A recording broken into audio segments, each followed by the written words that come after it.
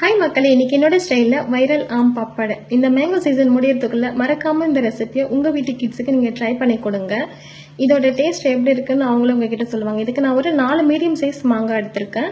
உங்ககிட்ட பழம் இருந்தாலும் பரவாயில்ல, இல்லை ஃப்ரூட் இருந்தாலும் பரவாயில்ல, எது இருந்தாலும் இந்த ரெசிபிக்கு வந்து சூட்டபிள் ஆகும்.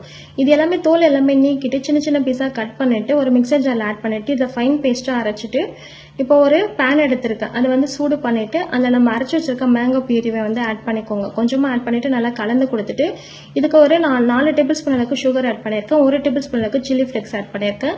ஒரு 1/4 டேபிள் ஸ்பூன் அளவுக்கு இல்லைனா சால்ட் ஆட் பண்ணியிருக்கேன். ஒரு 1/2 டேபிள் ஸ்பூன் அளவுக்கு காஷ்மீரி மிளகாத்தூள் அதுவும் ஆட் பண்ணியிருக்கேன். எல்லாமே சேர்த்துட்டு நல்லா மிக்ஸ் பண்ணி கொடுத்துக்கிட்டே இருங்க. இது வந்து நல்லா ஜெல்லி மாதிரி வந்துட்டே இருக்கும். உங்களுக்கு நல்லா வந்து பபுள்ஸ் வர அளவுக்கு கொஞ்சமாக இல்லை சாட் மசாலாவுமே ஒரு 1/2 டேபிள் ஸ்பூன் அளவுக்கு ஆட் பண்ணியிருக்கேன். நல்லா கொதிக்க விட்டுட்டு இதனால் இந்த கன்சிஸ்டன்சி வந்ததுக்கப்புறம் நம்ம இறக்கிட்டு ஒரு பிளேட் எடுத்துக்கோங்க. அதில் கொஞ்சமாக ஆயில் தடவிட்டு நம்ம ரெடி பண்ணி வச்சுருக்க மேங்கோ பியூரியை வந்து அதில் ஆட் பண்ணிவிட்டு ஈவனாக எல்லா இடமே வர மாதிரி நல்லா ஸ்ப்ரெட் பண்ணி கொடுத்துக்கோங்க.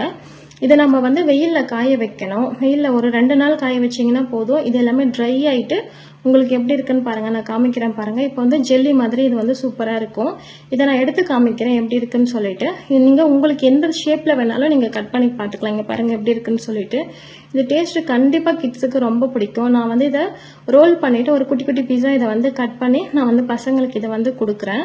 உங்களுக்கு எந்த ஷேப்பில் வேணும்னாலும் நீங்கள் கட் பண்ணி எடுத்துக்கலாம். மறக்காமல் இந்த ரெசிபியை வந்து உங்கள் பசங்களுக்கு நீங்கள் ட்ரை பண்ணி கொடுங்க. இது எப்படி வந்திருக்குன்னு சொல்லிட்டு எனக்கு கமெண்ட்டில் சொல்லுங்கள். என்னோட வீடியோக்கு சப்ஸ்கிரைப் பண்ணுங்கள், லைக் பண்ணுங்கள் அண்ட் ஷேர் பண்ணுங்கள் மக்களே. வேறு ஏதாவது உங்களுக்கு ரெசிபிஸ் தேவைப்பட்டால் மறக்காமல் எனக்கு கமெண்ட்டில் சொல்லுங்கள் மக்களே. தேங்க்யூ.